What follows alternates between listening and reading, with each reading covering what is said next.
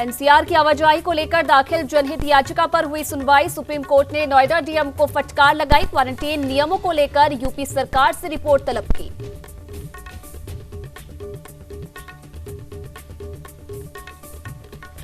दिल्ली सरकार को supreme court से कड़ी फटकार। कोर्ट ने कहा, कोरोना की टेस्टिंग क्यों घटाई, दिल्ली में भयावह हालत कैसे बने।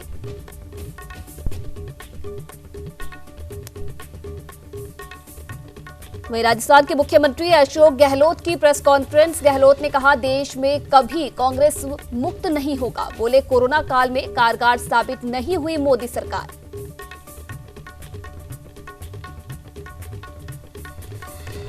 तो वहीं नहीं रुक रहा कोरोना की रफ्तार। संक्रमितों की संख्या 2,97,535 के पार। 1,47,195 मरीज हुए ठीक। अब तक 8,498 कोरोना मरीजों की हुई मौत।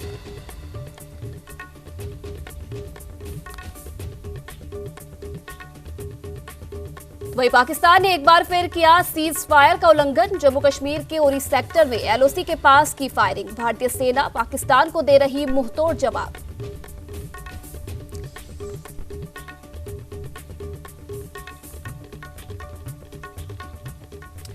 नमस्कार, न्यूज इंडिया में आप सभी का स्वागत है और आपके साथ मैं हूं आयुषी नेगी। तो चलिए नजर डाल लेते हैं इस वक्त की कुछ अहम खबरों पर।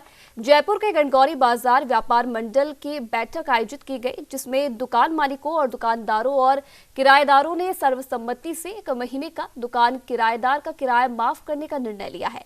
इसके साथ ही दुकान मालिकों ने 1 साल तक किराया नहीं बढ़ाने पर भी सहमति जताई है, जिसका गणगौरी बाजार व्यापार मंडल के पदाधिकारियों ने आभार जताते हुए धन्यवाद ज्ञापित किया।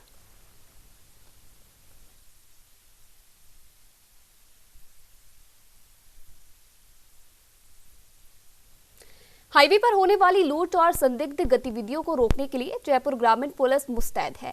एडिशनल एसपी ज्ञानचंद यादव ने बताया कि हाईवे पर मोबाइल वैन और गश्त बढ़ाई गई है। 100 से अधिक नाके और चेकिंग पॉइंट बनाकर हाईवे के तमाम सर्किल और चौराहे पर संदिग्ध गतिविधि को रोकने के लिए पुलिस अलर्ट है और दिन रात नाकाबंदी भी की जा रही है।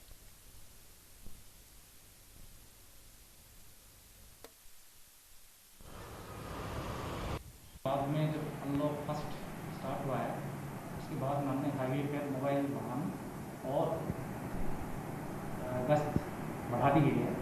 साथ ही जगह जगह जो नाके लगे हुए हैं, उन नाकों पे भी सघन चेकिंग की जा रही है और होटल, ढाबों व अन्य जो हाईवे पर काम करने वाले हैं, उन लोगों का सहयोग प्राप्त करके जो बदमाश प्रवृत्ति के व्यक्ति हैं, उनके बारे में आसूचना प्राप्त की जा रही है। और पिछले दिनों इस संबंध में काफ़ी अच्छी कार्रवाई भी की गई। कितने नाके अपने जयपुर ग्रामीण? अभी जयपुर ग्रामीण के जितने जिलों से सीमाएं लगती हैं, उन सभी सीमाओं के ऊपर और साथ में जो इम्पोर्टेंट पॉइंट्स हैं और अंतर्राज्यीय नाके लगाए गए। तो वही 1 महीने बाद आखिर जेल विभाग कोरोना वायरस से पीछा छुड़ाने में सफल हो गया है। दरअसल 1 महीने पहले जयपुर जिला जेल, सेंट्रल जेल, झुंझुनू जेल, डूंगरपुर जेल समेत अन्य कुछ जेलों में कोरोना पॉजिटिव बंदी और स्टाफ मिले थे, लेकिन अब 3 से 4 बार जांचों के बाद इन बंदियों और स्टाफ की रिपोर्ट नेगेटिव आना शुरू हो गई है। हालांकि अभी भी इन बंदियों और स्टाफ को अगले 7 दिनों के लिए और अन्य कैदियों और स्टाफ से दूर रखा गया है। हालत में लगातार सुधार हो रहा है। तो वहीं जेल अफसरों को अब एक ही समस्या है कि अनलॉक 1 होने के बाद अब नए कैदियों का आना लगातार जारी है। नए कैदियों को जेल परिसर में एंट्री देने से पहले जेल परिसर के पास ही बने क्वारंटीन सेंटर में रखा जा रहा है, ताकि उन पर पूरी तरह से नजर बनी रहे। 15 दिन यहां बिताने के बाद उनकी 2 से 3 बार जांच भी की जा रही है और जांच रिपोर्ट नेगेटिव आने के बाद ही उन्हें अन्य बंदियों के साथ भेजा जा रहा है।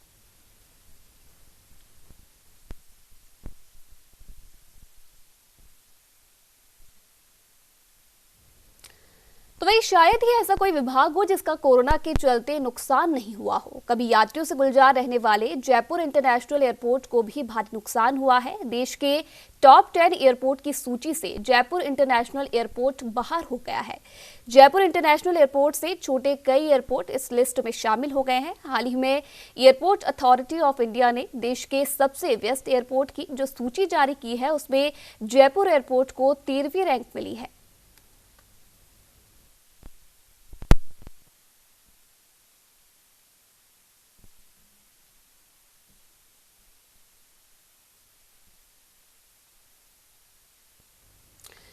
कोटा ग्रामीण पुलिस और डीएसटी टीम ने वाहन चोरों के खिलाफ कार्रवाई शुरू कर दी है, जहां पुलिस ने एक शातिर चोर को गिरफ्तार किया है। आपको बता दें कि आरोपी को पकड़ने के लिए रामगंज मंडी के डीएसपी मंजीत सिंह और थानाधिकारी राम लक्ष्मण गुर्जर के नेतृत्व में एक विशेष टीम का गठन किया गया था। तो वहीं पुलिस ने कार्रवाई करते हुए आरोपी से कार भी बरामद की है। फिलहाल पुलिस आरोपी से पूछताछ कर रही है, जिसमें और भी कई वारदातों का खुलासा हो सकता है।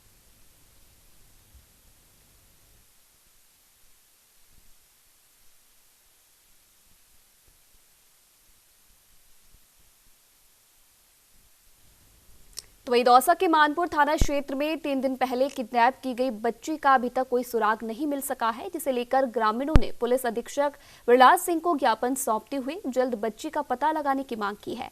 साथ ही अभी तक अपहरणकर्ताओं के बारे में भी पुलिस को कोई जानकारी नहीं मिल पाई है। ग्रामीणों ने बताया कि 3 दिन पहले कार से आए अज्ञात लोगों ने बच्ची का अपहरण कर लिया था।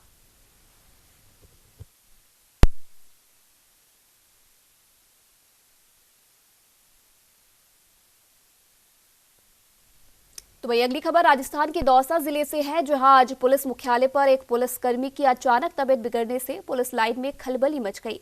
पुलिसकर्मी को जिला चिकित्सालय में भर्ती कराया गया, जहां फिलहाल उनका इलाज जारी है।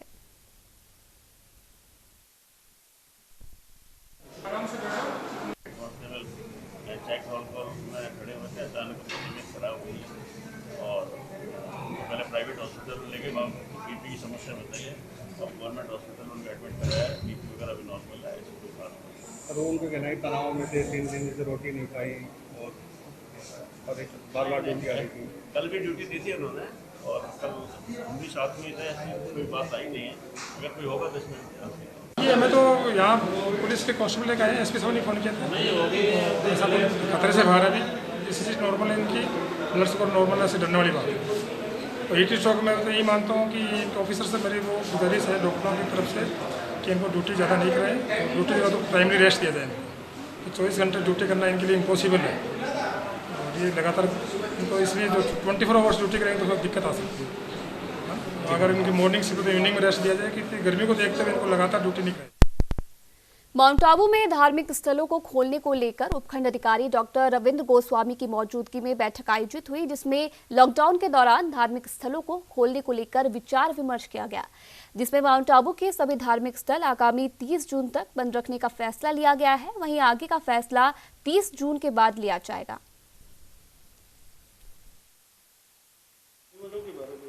आने प्रशासन और पुलिस के सानिध्य में सभी जो प्रोमिनेंट धार्मिक स्थान हैं उन सभी के धर्मगुरुओं और उनके मैनेजमेंट के लोगों को बुलाया गया था। उद्देश्य ये 2 उद्देश्य थे। एक तो ये कि इनसे ये जानना कि ये इन धार्मिक स्थलों को कब से खोले जाने के पक्ष में। तो सभी लोगों ने एकमत होकर इसमें बोला कि अभी 30 जून तक इन धार्मिक स्थलों को ना खोला जाए और उसके अलावा जो SOP 30 जून के बाद में क्या डिसाइड करना है उसमें दोबारा एक मीटिंग करके डिसाइड करेंगे। और कॉमन SOP कॉमन चीज़ें जो हर धर्म स्थान को करनी है उनके बारे में भी चर्चा हुई है। सभी लोगों ने अपने सुझाव दिए हैं, सभी लोगों ने अपने हिसाब से उसको बताया है।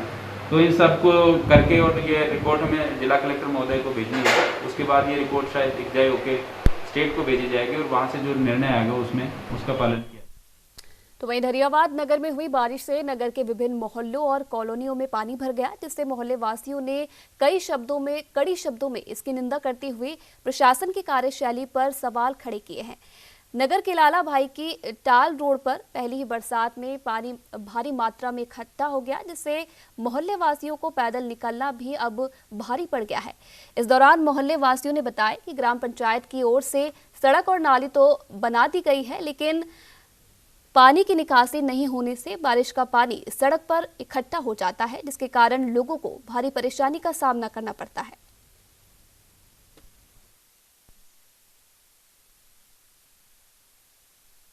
गेट तक से नाली बनाई है, नाली बना के आगे पार्टी ने बंद कर दी है और पूरा बाजार का पानी यहाँ के स्टॉप हो गया और मेरे मकानों में और घरों में और दुकानों में घुस गया है। इसलिए प्रशासन को व्यवस्था कर इस पानी की व्यवस्था की जाए और पानी निकालने की। और छोटे छोटे बच्चे हमेशा पानी इधर ही जाता है और जहाँ उतार है उधर ही पानी जाता है और छोटे बच्चे आने जाने के लिए बहुत परेशान है। इसलिए जो प्रशासन से आग्रह है कि भाई इनकी व्यवस्था की जाए पानी निकालने की। पानी यहाँ बढ़ रहा है, उसका क्या कारण है? पानी यहाँ भर रहा है, या नाली बना के यहाँ छोड़ दी, नाली बना के आगे बंद कर दिया है, पानी नहीं जाने दे रहे हैं इसलिए बंद है। कब्रिस्तान जो रोड है यहाँ पे मेरा स्टॉक है, यहाँ मेरा दुकान है, हमेशा पानी है, बारिश का और नाली का पानी इतनी फुलचंदी खेत में जा रहा था और हमेशा जा ही रहा था। और अभी इन्होंने रोड पे दीवार बना के नाली का पानी रोक दिया है और हमारे ऑफिस में, हमारे घरों में पानी जा रहा है। इसलिए प्रशासन इसको ध्यान रख के इसको खुलवाने की कृपा करे। वही अगली खबर राजस्थान के जैसलमेर से है, जहां कानोद रावलोतान गांव के तालाब में डूबने से एक युवक की मौत हो गई। जानकारी के मुताबिक युवक पानी की बोतल भरने के लिए तालाब में उतरा था। उस दौरान युवक का पैर फिसल गया, तो वहीं घटना की सूचना मिलने पर पुलिस मौके पर पहुंची और युवक को तालाब से बाहर निकालकर अस्पताल पहुंचाया गया, जहां डॉक्टरों ने युवक को मृत घोषित कर दिया। फिलहाल पुलिस पूरे मामले की तफ्तीश कर रही है।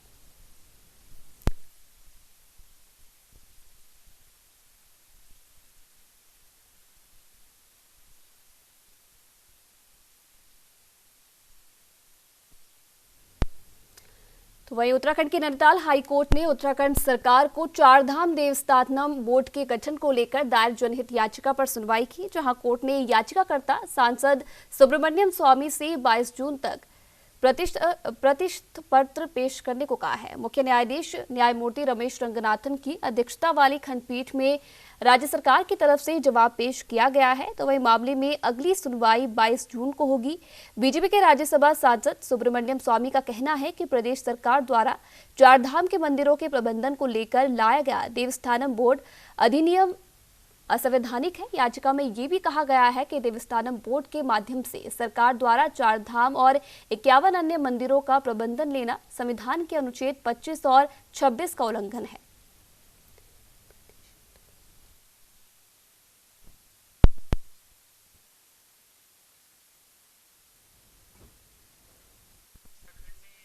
चारधाम मैनेजमेंट एक्ट बनाया है, उसके अनुसार केदारनाथ, बद्रीनाथ, यमुनोत्री, गंगोत्री का मैनेजमेंट जो है वो एक बोर्ड बनाकर ट्रस्ट के रूप में उसको मैनेज किया जाएगा। जो भी उसके फाइनेंशियल मैटर्स हैं वो एज ए ट्रस्ट उसको फिड्यूशियरी कैपेसिटी में रखेगा और उनको यूज़ करेगा फॉर पब्लिक पर्पस। उसको अपोज करने के लिए एक इन पर्सन पिटिशनर हैं श्री सुब्रमण्यम स्वामी जी, उन्होंने एक PIL फाइल की है, एक्ट को चैलेंज किया है on the ground of violation of part 3 of the constitution, specifically article 14, 25, 26 का वायलेशन एलिगेशन है। हमने RLE के देहरादून की तरफ से उसमें इंटरवेंशन फाइल की है और हमने कोर्ट के सामने ये रखा है कि इन द पब्लिक इंटरेस्ट हम इस पिटीशन को अपोज करना चाहते हैं और इसमें किसी भी तरह की फंडामेंटल राइट का वायलेशन नहीं है, हिंदूज़ के किसी भी रिलीजियस राइट का कोई वायलेशन नहीं है और एक्ट बिल्कुल ठीक बनाया गया है सरकार के द्वारा। तो वहीं उत्तराखंड से खानपुर विधायक कुंवर प्रणव सिंह चैंपियन ने खानपुर क्षेत्र के कुआंखेड़ा, ढांडेकी और मथाना गांव के पास बने तटबंधों का निरीक्षण किया।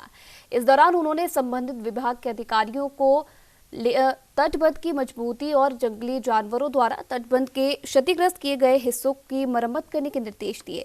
तो वहीं साल 2019 में जारी विश्व बैंक से 8 करोड़ और नाबार्ड योजना से 5 करोड़ के विकास कार्य योजनाओं को लेकर सिस्टम की लेट लतीफी पर भी उन्होंने सवाल उठाए हैं।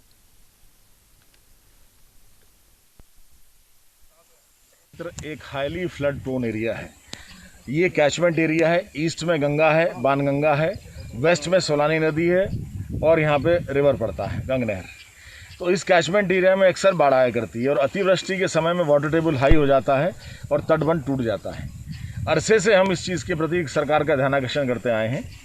आज हमारा अधिकारी वर्ग समस्त जनपद का यहाँ पे उपस्थित है। हमारे सुपरिटेंडिंग इंजीनियर हैं, हमारे एक्जीक्यूटिव इंजीनियर हैं, इनका पूरा स्टाफ है। और इस तटबंध में जो जानवरों द्वारा बरोइंग कर करके खोखला कर दिया गया है, बड़ा चिंताजनक स्थिति है। जून का 10 तारीख निकल चुकी है, बाढ़ कभी बारिश आ सकती है, बाढ़ आ सकती है। तत्काल इसका संज्ञान लेके बांध की कटाई छटाई की जाएगी, इसका मरम्मत कार्य किया जाएगा और अति अविलंबनीय जो स्टड और स्पर के निर्माण है वो हम करवाएंगे अपने अधिकारियों से। माननीय मंत्री जी से भी मैंने स्पेशल आग्रह किया, सतपाल महाराज जी से भी क्वारंटीन में वो चल रहे हैं। तो हमारा ध्येय आज सर्वे करना है सोलानी तटबंध का, जहाँ आप खड़े हैं। इसके पश्चात हम गंगा तटबंध पर जाएंगे, बालावाली का जो है। ये हमारा आज का शेड्यूल है।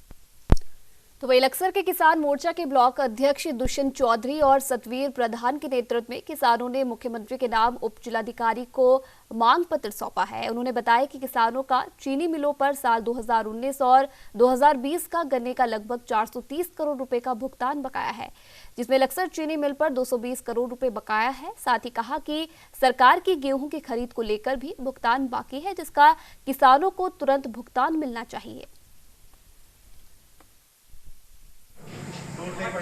मुख्यमंत्री जी के नाम एक ज्ञापन दिया गया है, जिसमें कि उनकी जो रूटीन की व्यवहारिक की जो मांगे हैं, चाहे गेहूँ खरीद संबंधी है, चाहे बैंक से रिलेटेड संबंधी है, तो उसमें जो भी चीज़ें हैं ज्ञापन को डीएम साहब के स्तर से उसमें माननीय मुख्यमंत्री को भेजा जाएगा। और जो यहाँ की फील्ड स्तर की जो भी चीज़ें हैं वो हम लोगों के स्तर से उसको इमीडिएटली सॉर्ट आउट किया जाएगा। 5 मांगे हैं और जी सबसे पहली मांग तो यह करना भुगतान हमारा जल्दी से करवाया जाए, क्योंकि किसानों की समस्या इतनी बढ़ती जा रही है, फसल खराब होगी। गन्ने की फसल भी जो बोई 2 बार बो दी किसानों ने, सब खराब होगी 2 बार। इसलिए किसानों को बहुत दिक्कत का सामना करना पड़ रहा है। कोई आर्थिक सहायता नहीं मिल रही किसानों को, कोई मुआवजा नहीं दिया जा रहा है किसी प्रकार का। यही समस्या है किसानों की, उन्हें लेकर हम सरकार के पास अपने आईडीएम साहब के माध्यम से ज्ञापन देने के लिए आए। तो वहीं उत्तराखंड के सितारगंज में बीते 7 जून को दिल्ली से लौटी 17 वर्षीय किशोरी की रिपोर्ट कोरोना पॉजिटिव आने के बाद स्वास्थ्य केंद्र को एहतियातन के तौर पर बंद कर दिया गया था, जिसे लेकर नगर पालिका ने सैनिटाइज के बाद अब उसे पुनः खोल दिया है। इसे लेकर चिकित्सा अधिकारी डॉक्टर राजेश आर्य ने बताया कि 7 तारीख को शक्ति फार्म की 17 वर्षीय किशोरी दिल्ली से अपने घर लौटी थी, जिसकी ट्रैवल हिस्ट्री को देखते हुए सामुदायिक स्वास्थ्य केंद्र में उसे आइसोलेट किया गया था। तो वही 10 जून को रिपोर्ट पॉजिटिव आने के बाद स्वास्थ्य विभाग सतर्क हो गया और कोरोना पॉजिटिव किशोरी को जिला अस्पताल क्वारंटीन सेंटर भेज दिया गया है। तो वही नगर पालिका अध्यक्ष के निर्देश पर सभासद रवि रस्तोगी ने पालिका कर्मियों के साथ अस्पताल को सैनिटाइज कराया।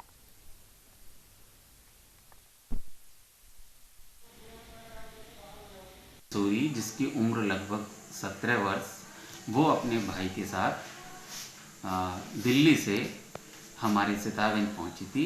सितारगंज में इनके द्वारा जो हमारी टीम है, टीम से होम क्वारंटीन के लिए अनुरोध किया गया था, लेकिन हमारी टीम ने इनकी ट्रैवलिंग हिस्ट्री को ध्यान में रखते हुए होम क्वारंटीन करना उचित नहीं समझा और उस किशोरी को आइसोलेट कर लिया गया, अपने आइसोलेशन वार्ड में भर्ती किया। आइसोलेशन वार्ड में भर्ती करने के बाद फिर 9 तारीख को इनका सैंपल लिया गया, जिसमें 10 तारीख की रिपोर्ट में इनके कोरोना संक्रमण की पुष्टि हुई। इसके पश्चात फिर जवाहरलाल नेहरू चिकित्सालय से अपनी जो वाहन सेवा मंगवाकर आज सुबह इनको वहाँ शिफ्ट कर दिया गया है। फार्म क्षेत्र की एक किशोरी जो है कल आइसोलेट की गई थी यहाँ पर अस्पताल में, जो है कल उसको कोरोना पॉजिटिव पाया गया। इसके बाद जो है हमने एहतियातन नगर पालिका परिषद ने माननीय चेयरमैन साहब के निर्देश पर, उनके आदेश पर जो है आज सरकारी अस्पताल को जो है सैनिटाइज किया गया और हमने अस्पताल के सभी कमरे और कॉलोनी आदि को आज सैनिटाइज किया। अस्पताल क्षेत्र में जो है आसपास के क्षेत्र के और शहर के जो है लोग मरीज आते हैं, जिनको हमने एहतियातन तौर पर नगर पालिका परिषद ने सैनिटाइज किया, जिससे कि लोग भी अपने आप भी सुरक्षित रहें और सतर्क रहें। कल जो है अस्पताल भी बंद किया गया था।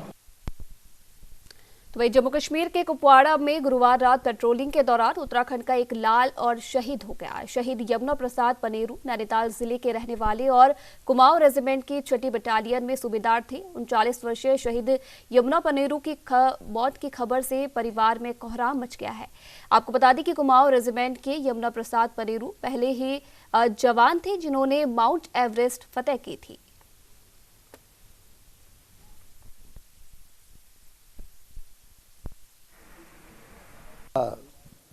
उत्तराखंड का ओखलकांडा का एक सबका कलेजा का टुकड़ा यमुना पनेरू शहीद हुआ है और मेरे गांव का ही है, मेरे ओखलकांडा गांव का है और पूरा ओखलकांडा ब्लॉक, पूरा भीमताल विधानसभा क्षेत्र और पूरा उत्तराखंड आज गमगीन है कि जो हमारे यमुना ने देश के लिए अपने को कुर्बान किया है, अपने को आज उसके शहीद होने की वजह से पूरा हम लोग सब गमगीन हैं। लेकिन मेरा भारत सरकार से आग्रह है, एक के बाद एक उत्तराखंड के ज़्यादातर हमारे युवा जो बॉर्डरों में देश सेवा कर रहे हैं वो शहीद हो रहे हैं। तो पाकिस्तान की नाकाब हरकतों के खिलाफ सरकार को कदम कुछ न कुछ उठाना चाहिए और मैं तो भारत सरकार से, माननीय प्रधानमंत्री जी से, गृह मंत्री जी से आग्रह करूँगा, जिस तरह उन्होंने कश्मीर में लोकतांत्रिक प्रक्रिया को आगे लाने का काम किया, उसी रूप में एक बार पाकिस्तान को सबक सिखाने के लिए कोई न कोई कदम उठाने की आवश्यकता है। में भर्ती हुए थे, 3 भाई हैं, एक बहन है इनकी। इनका बड़ा एक भाई है और एक छोटा भाई है। ये बीच के भाई थे जो कल शहीद हो गए देश के लिए। क्या नाम था, कौन सी बटालियन? ये 6 कुमाऊं रेजिमेंट में थे और ये सूबेदार के पद पर थे अभी प्रेजेंट में। नाम क्या था? इनका नाम है यमुना प्रसाद पनेरू। लगभग कितनी उम्र रही है? उम्र इनकी अभी 38 समथिंग है। 2 बच्चे हैं इनके और पहला लड़का है जिसकी एज समथिंग 8 ईयर है और दूसरे नंबर की लड़की है जिसकी उम्र 4 ईयर करीब होगी। पिताजी और भाई? पिताजी इनके स्वर्गवासी हैं, वो भी 2002 में स्वर्गवासी हो गए। काहे में थे? वो पोस्ट मास्टर थे। बाकी परिवार के और भाई लोग क्या? ये भाई, इनका बड़ा भाई पोस्ट मास्टर ही है। तो वहीं कोरोना संक्रमण के दौर में सीमांत जनपद पिथौरागढ़ के लोगों को एक बड़ी राहत मिली है। दरअसल स्वास्थ्य विभाग ने ट्रूनेट मशीन की मदद से कोरोना की जांच शुरू कर दी है। हालांकि अभी भी पॉजिटिव केस को कंफर्म करने के लिए सैंपल को हाई लैब भेजना ही होगा, लेकिन नेगेटिव केस को यहीं डिटेक्ट किया जा सकेगा। ट्रूनेट मशीन 1 घंटे में 2 सैंपल की ही जांच कर सकेगी। आपको बता दें कि जिले में ट्रूनेट मशीन लगने के बाद अब उम्मीद है कि जांच में तेजी आएगी और लोगों को समय रहते इलाज मिल सकेगा।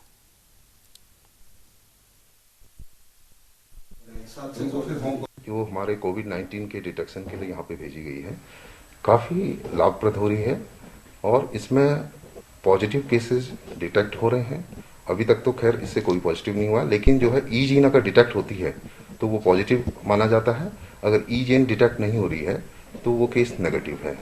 और सेकंड स्टेप इसका RDRB जीन जो डिटेक्ट करने का है वो भी इसमें अभी शुरू किया जाना है और इसके बाद जो है ये पॉजिटिव केसेस को कंफर्म करती है और इस मशीन से यहाँ पे कोरोना जांच के लिए काफ़ी मदद मिल रही है और नेगेटिव केसेस को जो है इससे डिटेक्ट करने में काफ़ी मदद मिल रही है। साथ साथ और कार्यों के लिए भी इस मशीन का उपयोग फर्दर भविष्य में किया जा सकता है।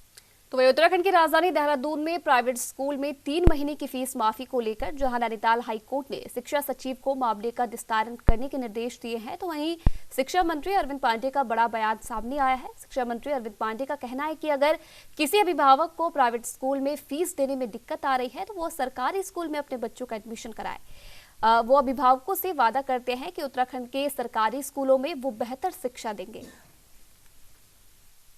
तरफ से अभी कुछ नहीं है, कोर्ट में विचाराधीन मैटर है और इसमें चल रहा है और इसके बाद मैं आप लोगों के माध्यम से भी आम जनमानस से कहना चाहता हूं कि किसी को सरकारी स्कूल में फीस देने में दिक्कत है तो सरकारी सिस्टम के हमारे विद्यालय ठीक हुए हैं।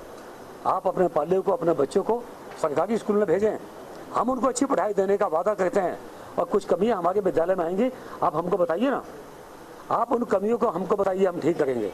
हमने अच्छे सब विषयों का अध्यापक गेस्ट टीचरों के माध्यम से सब जगह हमने की है। आपको पता है मैं 2.5 साल से इस बात को हमने प्रयास किया है कि जहाँ छात्र संख्या के अनुपात में शिक्षक हैं वहाँ तैनात रहें और जहाँ अतिरिक्त शिक्षक हैं, सरप्लस शिक्षक हैं, उनको छात्र संख्या के आधार पर दूसरी जगह उनको समायोजित किया जाएगा।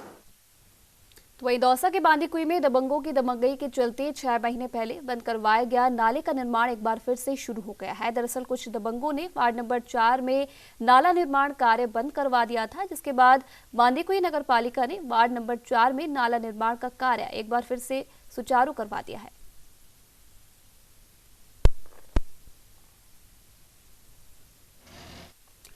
तो वहीं झुंझुनू में बीती रात को लूट की बड़ी वारदात को अंजाम दिया गया। घटना झुंझुनू शहर के मोड़ा पहाड़ क्षेत्र में हमीरी रोड स्थित रायका कॉलोनी में की गई है, जहां पर एक मकान में अज्ञात 4 युवक घुसे और उन्होंने घर में मौजूद महिलाओं को बंदूक की नोक पर घर में लूटपाट की। पूजे एक बैग भरे धरियो हो, वो बैग निकालो, फिर तीसरा रूम में चौथा रूम में गया भी में बाई का डॉक्यूमेंट और रखड़ी सी स्पूल रखा हुआ था, वो काट दियो।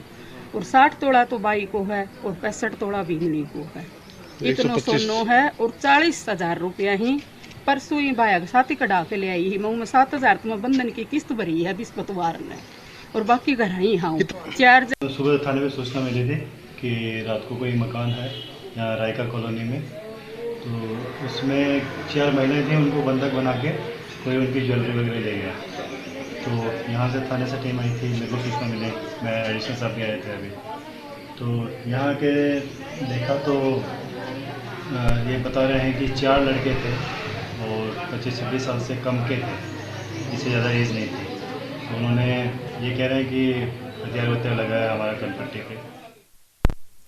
तो वहीं अलवर की रामगढ़ ग्राम पंचायत में विकास राशि के गबन के आरोपी पूर्व सरपंच धर्मवीर सैनी को गिरफ्तार कर लिया गया है। रामगढ़ पंचायत समिति की ग्राम पंचायत खेड़ी में सचिव सुरेंद्र मौर्य और सरपंच धर्मवीर सैनी ने बिना काम कराए विकास कार्यों की राशि को खाते से निकालकर गबन कर लिया था। मुकदमा नंबर 241/19 विकास अधिकारी रामगढ़ द्वारा दर्ज कराया गया, जिसमें ग्राम पंचायत खेड़ी के सरपंच धर्मवीर सैनी व सचिव सुरेंद्र मौर्य के खिलाफ दर्ज हुआ था, जिसमें छाछ वहीं कोटा के रामगंज मंडी क्षेत्र में एक 25 साल के युवक का शव पेड़ पर लटका मिला। पूरा मामला मोड़क स्टेशन थाना क्षेत्र का है, जहां एक मंदिर के पास पेड़ पर युवक का शव लटका हुआ मिला। सुबह 8 बजे करीब सूचना मिली थी कि माल स्टाफ में एक व्यक्ति को पेड़ पर लटका हुआ सूचना पर मैं जाते कि वहाँ पहुँचा, यहाँ पर देखा तो एक व्यक्ति खा करके जो पेड़ था उस पर रस्सी का फंदा लगा करके लटका हुआ था। अच्छा। तो वहीं राजस्थान में दौसा जिले के महुआ कस्बे के एक होटल में ठहरे प्रेमी युगल ने होटल के कमरे में फंदा लगाकर आत्महत्या कर ली। पुलिस के मुताबिक मृतक प्रेमी जोड़ा आगरा का बताया जा रहा है। परसों शाम को ये दोनों लोग आके रुके। परसों शाम को इन्होंने डिनर किया, कल सुबह लंच किया दिन का, उसके बाद शाम को इन्होंने कोई खाना नहीं मंगाया। हमारे स्टाफ ने शाम को इनको इंटरकॉम के थ्रू फ़ोन किया, तब इनकी कोई रिप्लाई नहीं आई। हमारे स्टाफ ने सोचा हो सकता है कोई ड्रिंक व्रिंक कर ली हो या इसलिए सो गए हों। फिर उन्होंने सुबह फ़ोन किया, सुबह भी कोई रिप्लाई नहीं आई, तब स्टाफ ने मुझे सूचना दी। तो वहीं जयपुर के फागी उपखंड में एक गांव ऐसा भी है जहां ग्रामीणों पर मौत का साया मंडरा रहा है, या यूं कहें कि गांव मौत की चिंगारी पर बसा है, जहां ग्रामीण हर समय मौत के खौफ में जीवन जी रहे हैं। जी हां, हम बात कर रहे हैं जयपुर के फागी उपखंड के चांदावास गांव की। दरअसल गांव से महज 200 मीटर की दूरी पर एक LPG गैस सिलेंडर का गोदाम है। इतना ही नहीं, गैस गोदाम से महज 100 मीटर की दूरी पर एक ईंट भट्टा भी संचालित हो रहा है।